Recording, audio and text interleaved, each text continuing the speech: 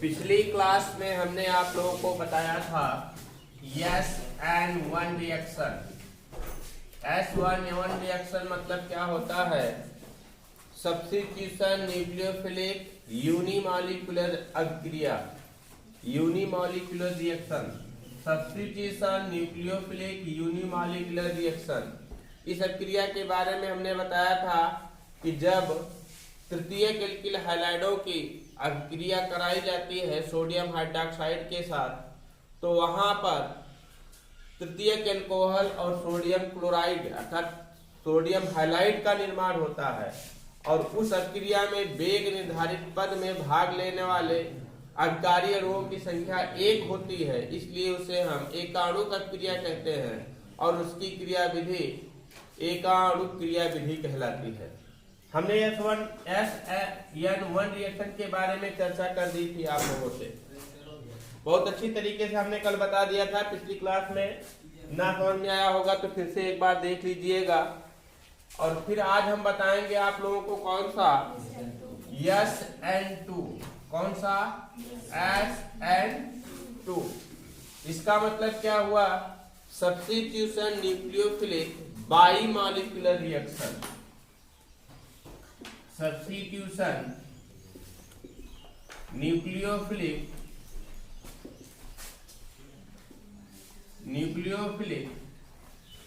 बाइमॉलिक्यूलर reaction.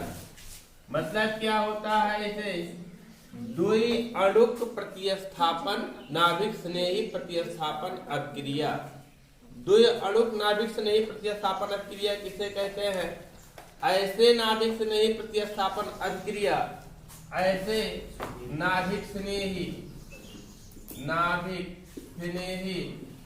प्रतिस्थापन अभिक्रिया जिसमें दर निर्धारक पद में भाग लेने वाले अभिकारी अणुओं की संख्या कितनी होती है? 2 होती है। उसे क्या कहते हैं? सब्स्टिट्यूशन न्यूक्लियोफिलिक बाइमॉलिक्यूलर अर्थात द्विअणुक नाभिक स्नेही प्रतिस्थापन अभिक्रिया कहते हैं। और इस अभिक्रिया की क्रिया विधि क्या कहलाती है? नाभिक स्नेही प्रतिस्थापन द्विअणुक क्रिया विधि। नाभिक स्नेही प्रतिस्थापन, इस अभिक्रिया की क्रिया विधि क्या कहलाती है? नाभिक स्नेही प्रतिस्थापन द्विअणुक क्रिया विधि कहलाती है। नाभिक स्नेही प्रतिस्थापन द्विअणुक क्रिया विधि कहलाती है। समझ पा रहे हैं ना? और हमने बताया था कि द्विअणुक क्रिया विधि मुख्यतः कौन से कंपाउंड प्रदर्शित करते हैं? द्वितीयक एल्किल हैलाइड और प्राथमिक एल्किल हैलाइड। प्राथमिक एल्किल हैलाइड और कौन सा? द्वितीयक एल्किल हैलाइड। जैसे मान लीजिए एग्जांपल देख लीजिए, जैसे आपको पता होना चाहिए मेथिल क्लोराइड की बात करते हैं तो CH3Cl मेथिल क्लोराइड होता है। CH3Cl क्या है? मेथिल क्लोराइड है। और इसकी अभिक्रिया जब कराई जाती है किसके साथ? NaOH के साथ कराई जाती है, तो यहां से निकल क्या जाता है? आपका NaCl निकल जाता है और बन जाता है क्या आपका? CH3OH plus NaCl। यह क्रिया वास्तव में हम इस तरीके से दिखाएंगे। क्या? CH3Cl और आक्रमणकारी अभिकर्मक इसमें कौन सा है बेटा? OH निगेटिव है ना? CH3Cl प्लस OH निगेटिव, ये आक्रमणकारी अभिकर्मक होता है और इस क्लोरीन के ऊपर जाकर के आक्रमण करता है। क्लोरीन के ऊपर जाकर के आक्रमण करता है तो यहां से बना देता है क्या? CH3 bond OH plus Cl negative बना देता है ना? और इस अभिक्रिया की अभिक्रिया दर क्या होती है? अभिक्रिया की दर प्रोपोर्शनल क्या होता है? Active mass of CH3 bond Cl। ये प्रयोगों द्वारा निर्धारित किया गया है, ध्यान दीजिएगा। प्रयोगों द्वारा निर्धारित करने पर यहाँ लिखेंगे क्या हम?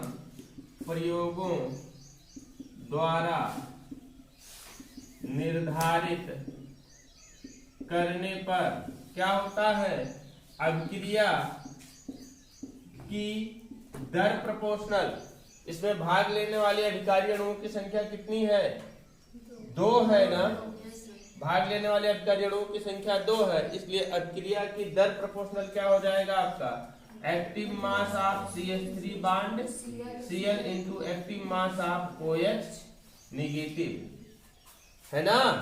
भाग लेने वाले अभिकारी अणुओं की संख्या 2 है, अर्थात ये कौन सा द्वितीय कोट की अभिक्रिया भी है और द्वि अणुक अभिक्रिया है। कौन सी अभिक्रिया है, ये द्वि अणुक अभिक्रिया है।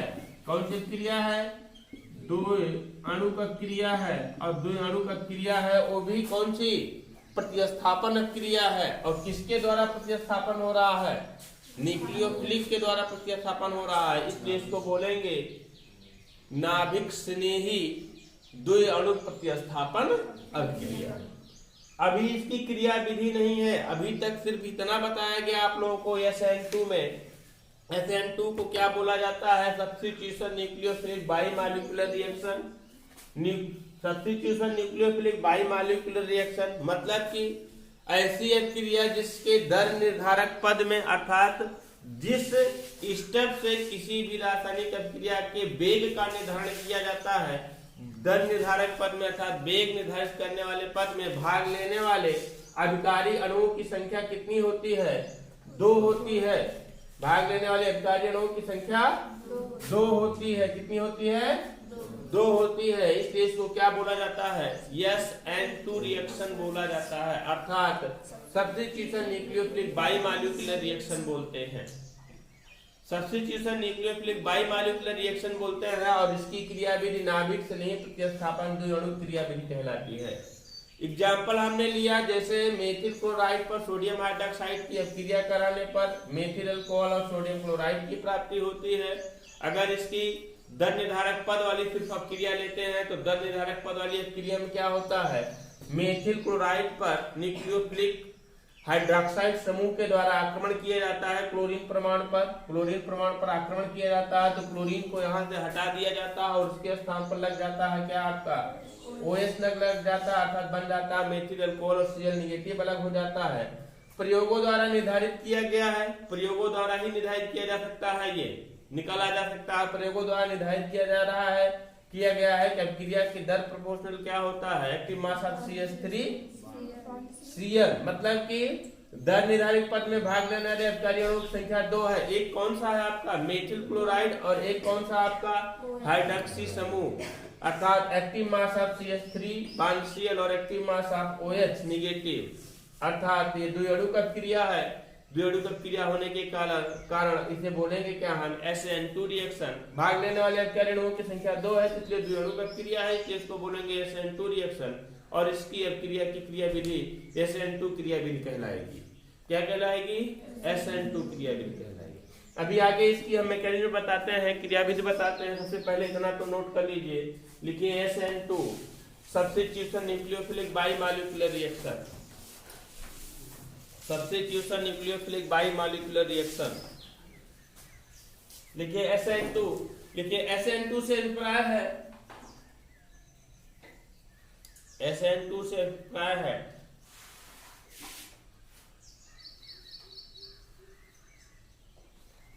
सब्स्टिट्यूशन न्यूक्लियोफिलिक बाइमॉलिक्यूलर अभिक्रिया, सब्स्टिट्यूशन न्यूक्लियोफिलिक बाइमॉलिक्यूलर अभिक्रिया।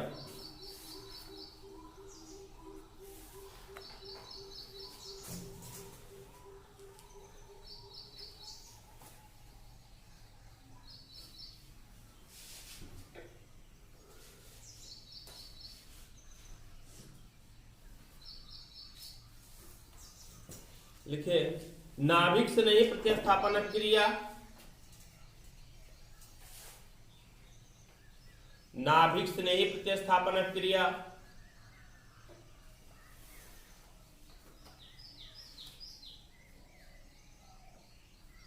जिसके वेग निर्धारक पद में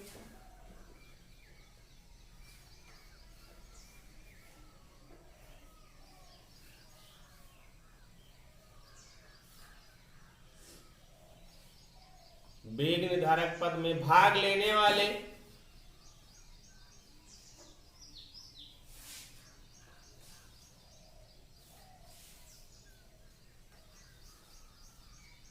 अभिकारी अणुओं की संख्या कितनी होती है? 2 होती है।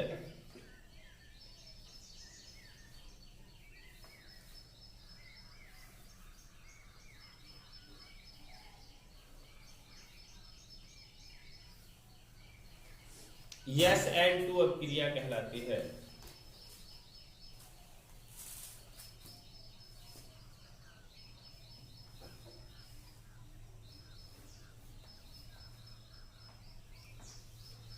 इस अपक्रिया की क्रियाविधि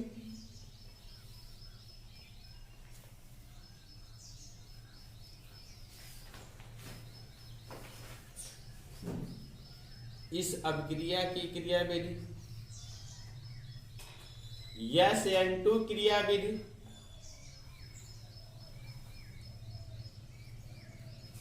या नाभिक स्नेही प्रतिस्थापन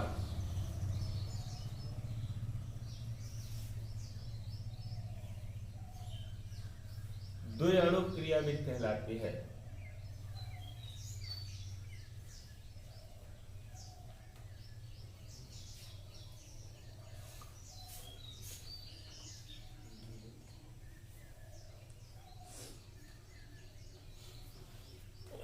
जैसे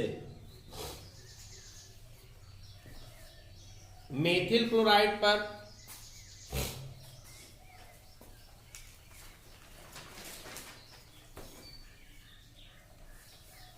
सोडियम हाइड्रॉक्साइड की अपक्रिया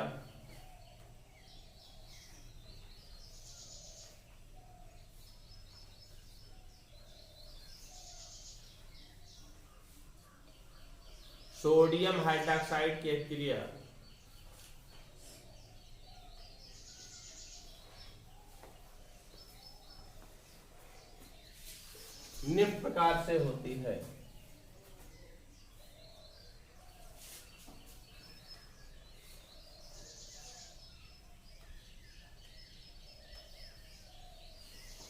यहां से नोट करिए आप लोग, यहां से नोट करिए, फिर यहां तक, यहां से नोट करिए यहां तक, जल्दी करिएगा।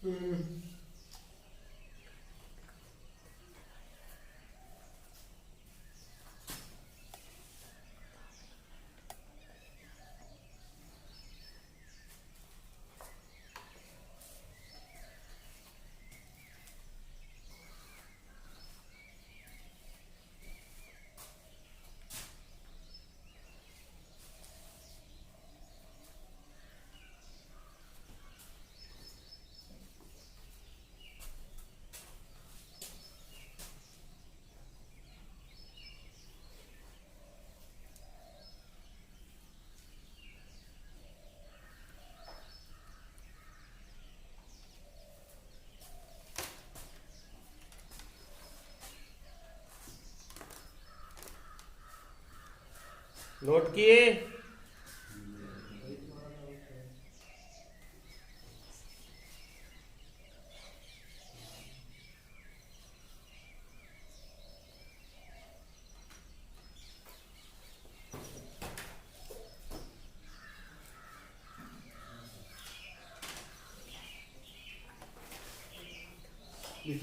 अभिक्रिया के वेग निर्धारक पद में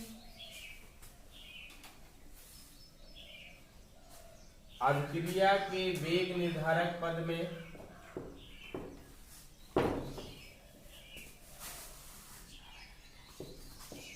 भाग लेने वाले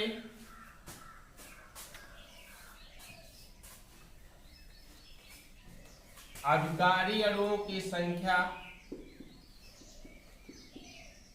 2 है। भाग लेने वाले अभिकारी अणुओं की संख्या 2 है।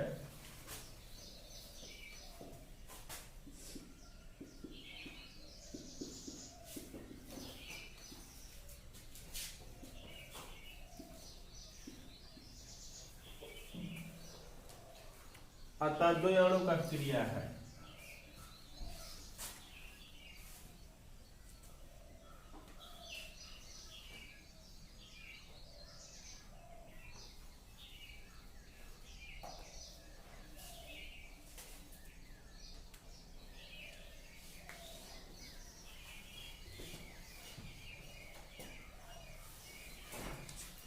देखिए जो क्रिया ऊपर वाली बताई गई है सिर्फ ये एक स्टेप में होती है।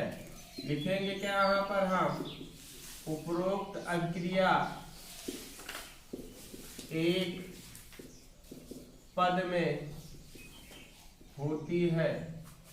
स्टेप क्या होता है यहाँ पर आपका पता हो, आपको पता होना चाहिए कि मेथिल क्लोराइड पर आक्रमण कौन करता है, OH निगेटिव ना, यही तो आक्रमण करता है न्यूक्लियोफिलिक। और OH निगेटिव जब आक्रमण करता है तो एक संक्रमण अवस्था प्राप्त होती है।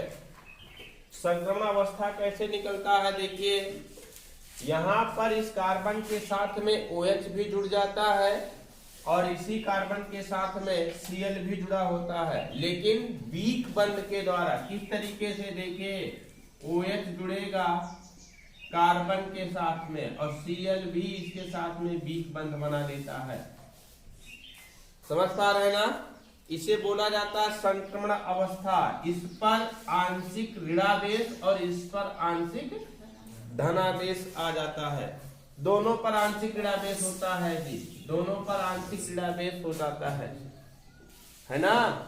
संक्रमण अवस्था बनती है, पूर्ण रूप से नहीं जुड़ता है, वीकली बॉन्ड के द्वारा जुड़ता है और अंत में इसके साथ ये स्ट्रॉन्ग बॉन्ड बना लेता है और इसको क्या कर देता है, मुक्त कर देता है। अर्थात बना क्या लेता है आपका यहाँ से CH3 बॉन्ड OH और प्लस क्या निकल जाता है CH3, सॉरी Cl निगेटिव। ये है क्या आपका संक्रमण अवस्था। क्या होती है, संक्रमण अवस्था होती है। आपको पता होना चाहिए कि आप यही सोच रहे होंगे सर OH निगेटिव कहाँ से आ गया। OH निगेटिव वहीं से आता है क्योंकि क्रिया जब कराई जाती है तो NaOH टूट जाता है और बनाता है क्या आपका Na positive plus OH negative. और यही OH निगेटिव जा करके इसके ऊपर क्या करता है, आक्रमण करता है। OH निगेटिव यही जा करके आक्रमण करता है। अभिक्रिया में बंध टूटना और बंध बनना एक समाकलन है, समाकलित है। मतलब कि यहाँ पर एक साथ में ऐसा नहीं होता तुरंत जाकर के इसको झटके के साथ तोड़ दे, नहीं, इसके साथ जाकर के पहले OH बॉन्ड बनाएगा और Cl के साथ इसकी पकड़ मजबूत नहीं, मतलब कि धीरे धीरे कम होती जाएगी और इसके साथ पकड़ धीरे धीरे बढ़ती जाएगी। अर्थात इसका बॉन्ड स्ट्रांग होता जाएगा, इसका बॉन्ड वीक होता जाएगा और CH3OH के साथ स्ट्रांग बॉन्ड बना लेगा और Cl को मुक्त कर देगा। समझ पा रहे हैं ना। यह क्रिया सिर्फ एक पद में होती है। इसी उपरोक्त क्रिया की एक मैकेनिज्म है, क्रिया विधि है, नोट करिए इसको।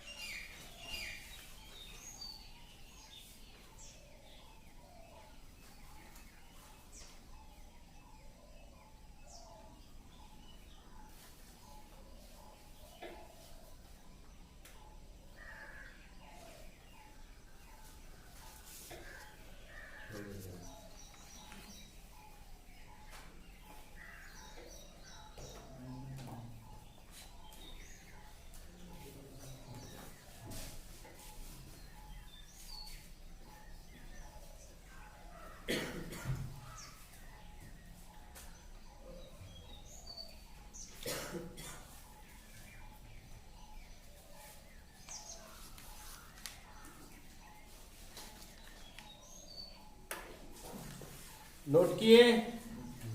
नोट किए, लिखिए। अभिक्रिया में बंध टूटना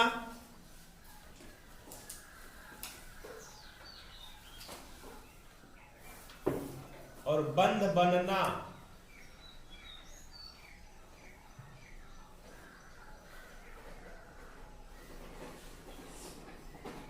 समाकलित होता है।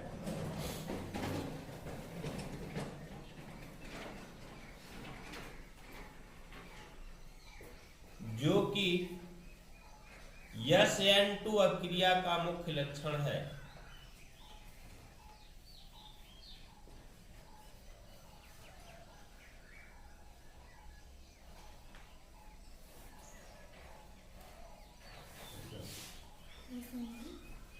अभिक्रिया का मुख्य लक्षण है। रासायनिक गुण में आप लोगों को पढ़ना है डिहाइड्रोहैलोजनीकरण अभिक्रिया। नोट कर लिया ना इसको। अब पढ़ना है आप लोगों को क्या, डिहाइड्रोहैलोजनीकरण अभिक्रिया। हेडिंग बनाइए, रासायनिक गुण ही आप पढ़ रहे हैं। अब तक प्रतिस्थापन अभिक्रिया पढ़ रहे थे, सिर्फ सारी प्रतिस्थापन अभिक्रियाएं आप लोग पढ़ रहे थे। मतलब कि हैलोजन परमाणुओं का नाभिक स्नेही के द्वारा क्या किया गया था, प्रतिस्थापन किया गया था। प्रतिस्थापन अभिक्रियाएं पढ़ रहे थे। अब पढ़ना है आपको, अगली रिएक्शन पढ़ना है बिहाइड्रो हैलोजनीकरण।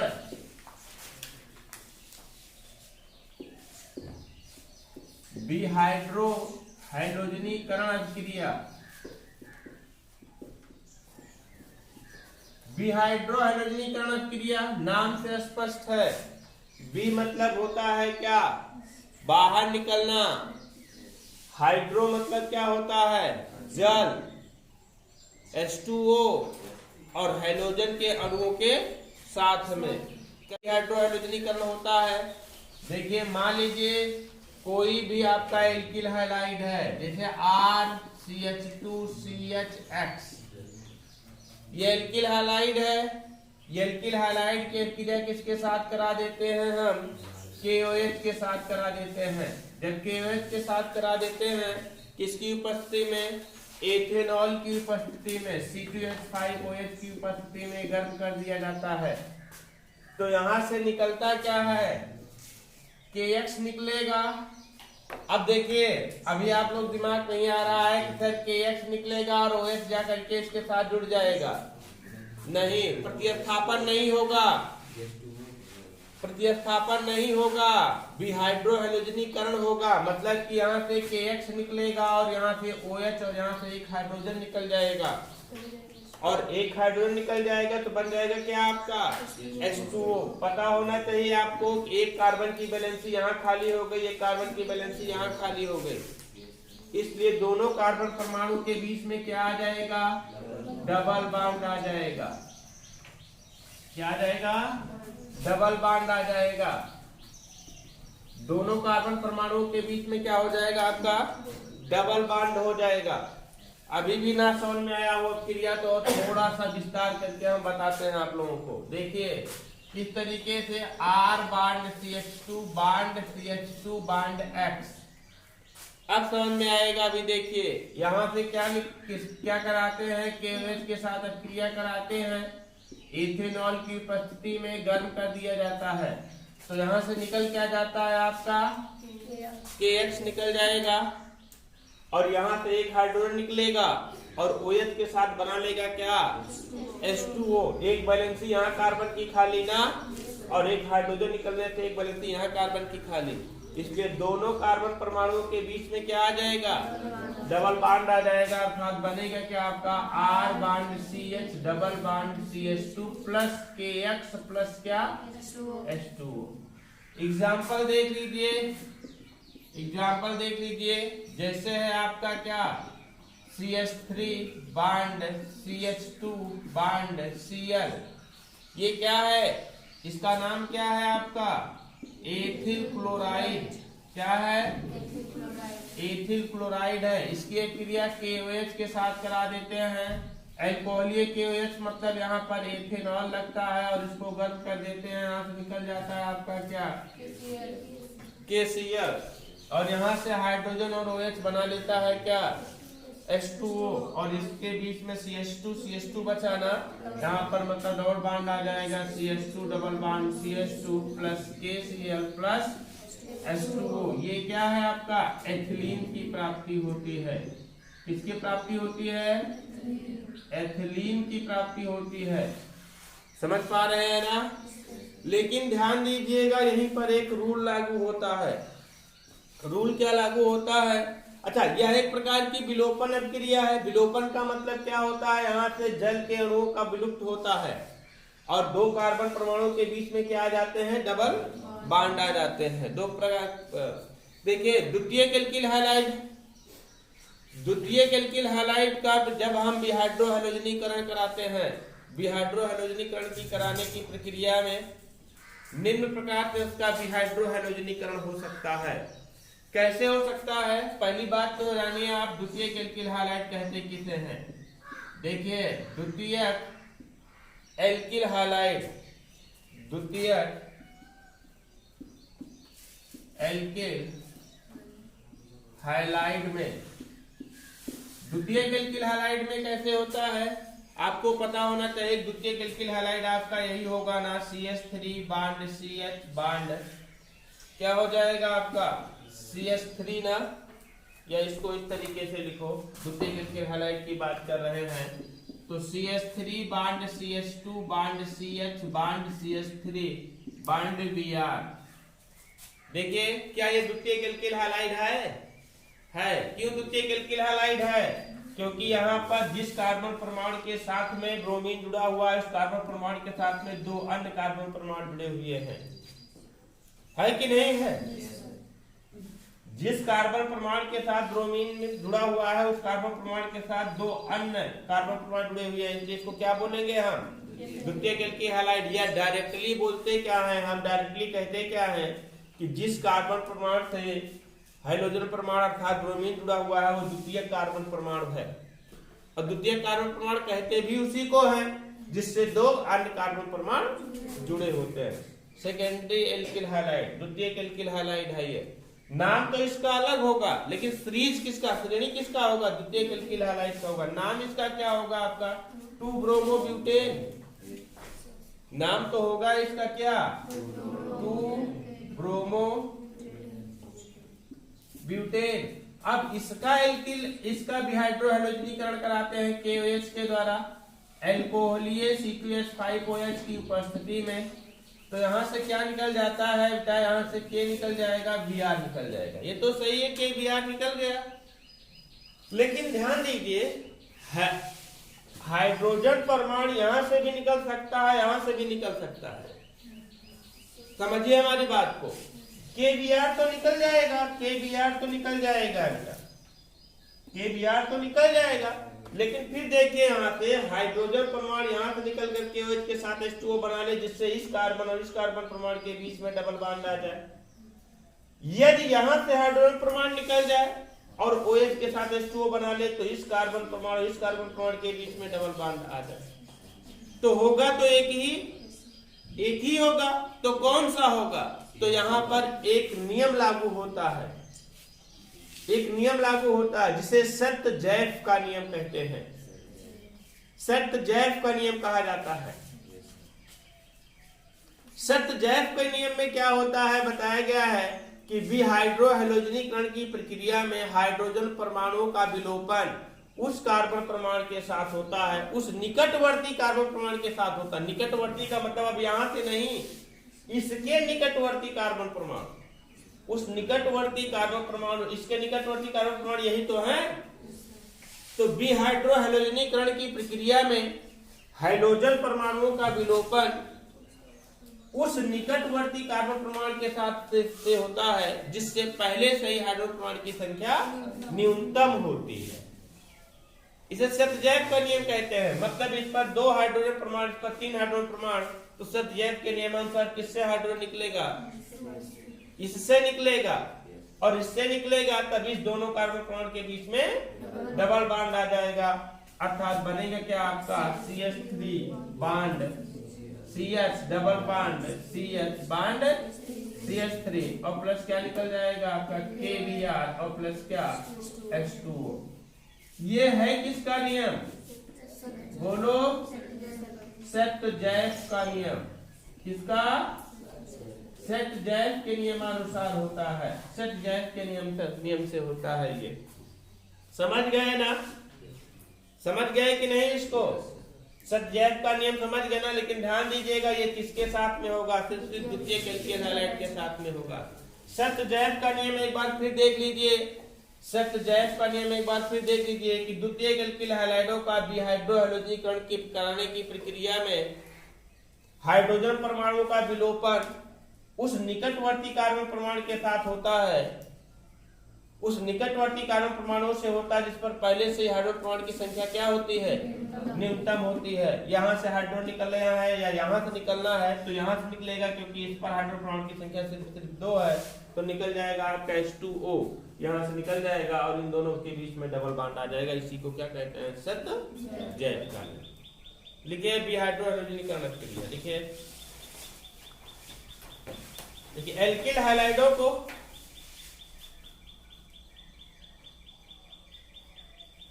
एल्किल हैलाइडों को एल्कोहलीय KOH के साथ गर्म करने पर एल्कीन बनती है।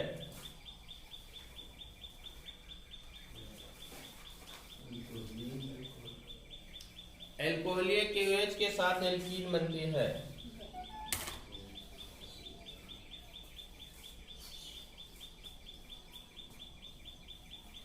ये एल्कीन बनती है।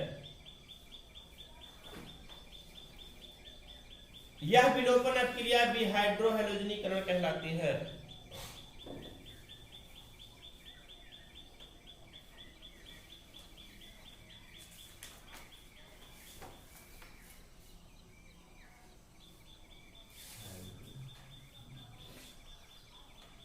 यह विलोपन अपक्रिया डिहाइड्रोहैलोजनीकरण कहलाती है।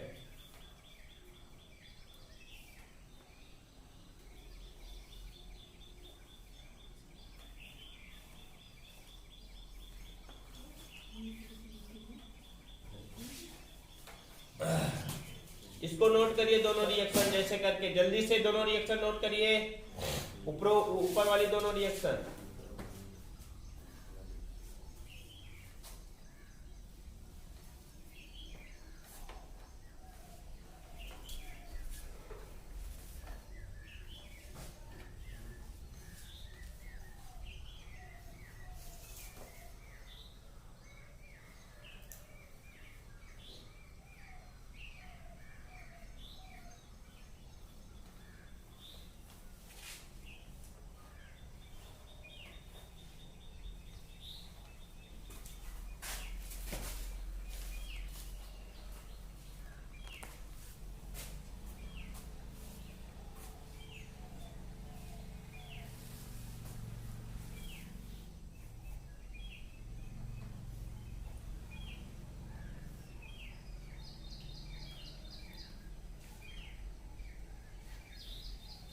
नोट किए? लिखिए, स्टार लगाइए या नई लाइन्स लिखिए। नोट किए ऊपर वाली दोनों रिएक्शन? स्टार लगाइए, लिखिए द्वितीयक एल्किल हैलाइडों का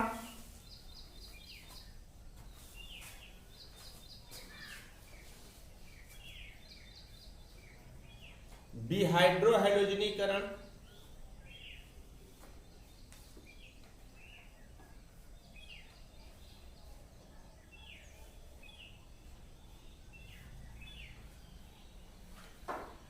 सेट-जैफ के नियमानुसार होता है।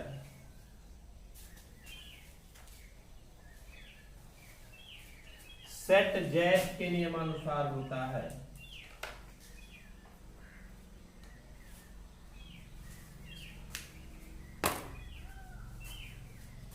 इस नियम के अनुसार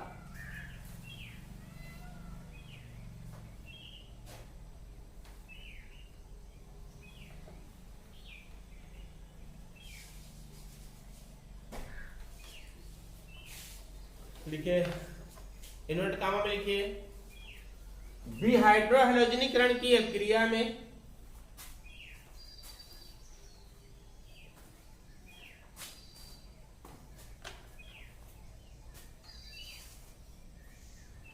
डिहाइड्रोहैलोजनीकरण की क्रिया में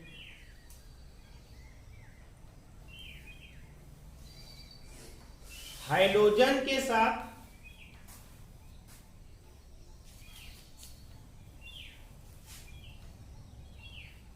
हाइड्रोजन परमाणुओं का विलोपन, या हाइड्रोजन परमाणु नहीं सिर्फ लिखेगा हाइड्रोजन परमाणु, एक ही निकलता है, हाइड्रोजन परमाणु का विलोपन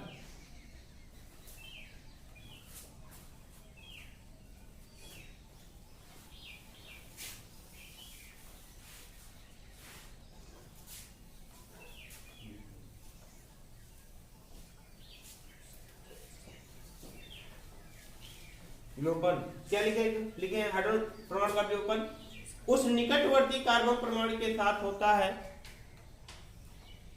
उस निकटवर्ती कार्बन परमाणु से होता है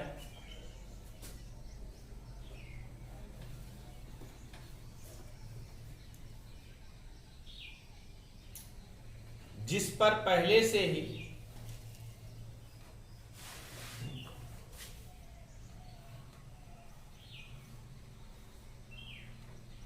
हाइड्रोजन परमाणु की संख्या क्या होती है, न्यूनतम होती है।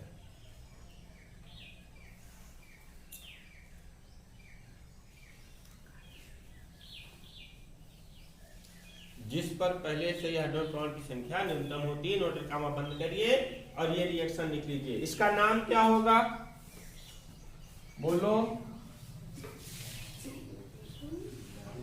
2-ब्यूटीन। क्या बनेगा, 2-ब्यूटीन। नोट कर लीजिए रिएक्शन ये वाली।